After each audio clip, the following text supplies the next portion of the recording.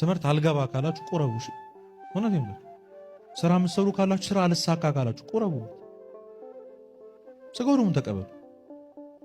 ፍርሃት የሚላችሁ የሚያቃዠን ካለ ብቸኝነት የሚሰማን ካለ እግዚአብሔር ከኛ ጋር እንዳልሆነ ምንም እንደማይወደን የሚሰማን ካለ እንጀራውን ቅመሱ። የአይኔ አይናችሁ ይገለጣል፣ አይናችን ይገለጣል። የሁላችንም አይን እግዚአብሔር ይግለጥልን። ስለዚህ ከኢየሩሳሌም ወተን ወደ ኤማሁስ እየሄድን ያለን ሰዎች በመንገዳችን እንኳን ቤተክርስቲያን ውስጥ እንኳን ባንሆን ተመልሰን ንስሐ መግባት መሽቷልና ከኛ ጋር እደር ማለት ከዛ እንጀራውን መቅመስና የሱን አይን ማየት ያስፈልጋል።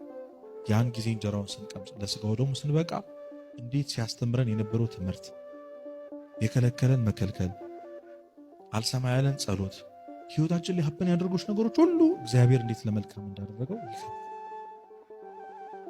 ምኑ ስንቀምስ አልኳችሁ? እንጀራውን ስንቀምስ ስጋና ደግሞ ስንቀምስ። ለዛ ክብር ሁላችንም ያብቃን። እንደ ኤማሁስ መንገደኞች ወደ ኢየሩሳሌም ለመመለስ እግዚአብሔር ይርዳን።